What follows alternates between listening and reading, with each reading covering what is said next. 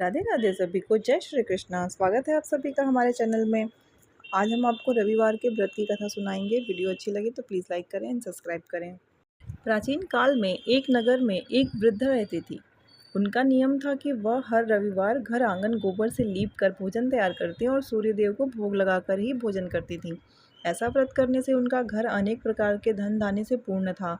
श्री हरि की कृपा से घर में किसी प्रकार का विघ्न या दुख नहीं था। सब प्रकार से घर में आनंद रहता था।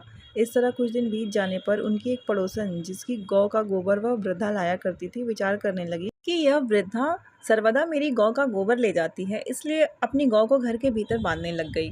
वृद्धा को गोबर ना मिलने से रविवार के दिन वह घर को ना लीप सकी, इसलिए उसने ना तो भोजन बनाया, न भगवान को भोग लगाया तथा स्वयं भी उसने भोजन नहीं किया। इस प्रकार उसने निराहार व्रत किया। रात्रि हो गई और वह भूखी ही सो गई।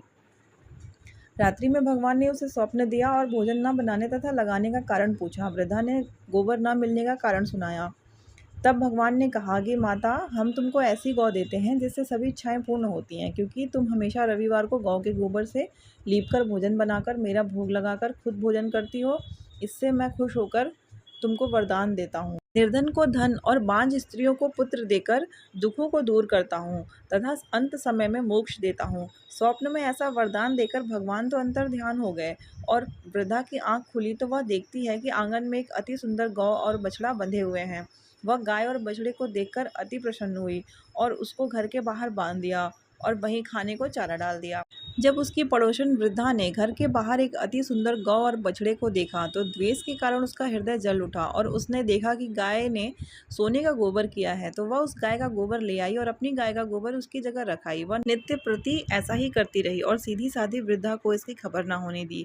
तब सर्वव्यापी ईश्वर ने सोचा कि चालाक पड़ोसन के कर्म से वृद्धा ठगी जा रही है, तो ईश्वर ने संध्या के समय अपनी माया से बड़े जोर की आंधी चला दी। वृद्धा ने आंधी के भय से अपनी गौ को भीतर बांध लिया।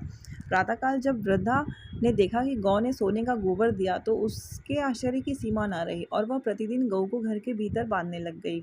उधर पड़ोसन ने देखा कि बुढ़िया गऊ को घर के भीतर बांधने लगी है और उसका सोने का गोबर उठाने का दाव नहीं चल रहा, तो वह ईर्ष्या और डाह से जल उठी और कुछ उपाय न देख पड़ोसन ने उस देश के राजा की सभा में जाकर कहा, महाराज, मेरे पड़ोस में एक वृद्धा के पास ऐसी गऊ है जो आप जैसे राजाओं के ही योग्य है। वह नित्य सोने का गोबर देती है। आप उस सोने से प्रजा का पालन करिए। वह वृद्धा इतने सोने का क्या करेगी? राजा ने यह बात सुनकर अपने दूतों को वृद्धा के घर से गऊ लाने की आज्ञा दी।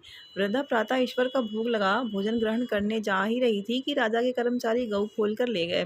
वृद्धा काफी रोई चिल्लाई, किंतु कर्मचारियों के समक्ष कोई क्या कहता। उस दिन वृद्धा गऊ के वियोग में भोजन ना खा सकी और रात भर रो रो कर ईश्वर के गऊ को पुनः पाने के लिए प्रार्थना करती रही। उधर राजा गऊ को देखकर बहुत प्रसन्न हुए, लेकिन सुबह जैसे ही उठा सारा महल गोबर से भरा दिखाई देने लगा।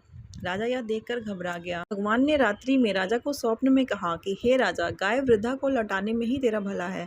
उसके रविवार के व्रत से प्रसन्न होकर मैंने उसे गाय दी थी। प्रातः होते ही राजा ने वृद्धा को बुलाकर बहुत से धन के साथ सम्मान सहित गऊ बछड़ा लौटा दिया। पड़ोसिन को बुलाकर उचित दंड दिया। इतना करने के बाद राजा के महल से गंदगी दूर हुई। उसी दिन राजा ने नगरवासियों को आदेश दिया कि राज्य के तथा अपनी समस्त मनोकामनाओं की पूर्ति के लिए रविवार का व्रत रखा करो। व्रत करने से नगर के लोग सुखी जीवन व्यतीत करने लगे। कोई भी बीमारी, प्रकृति का प्रकोप उस नगर पर नहीं होता था। सारी प्रजा सुख से रहने लगी।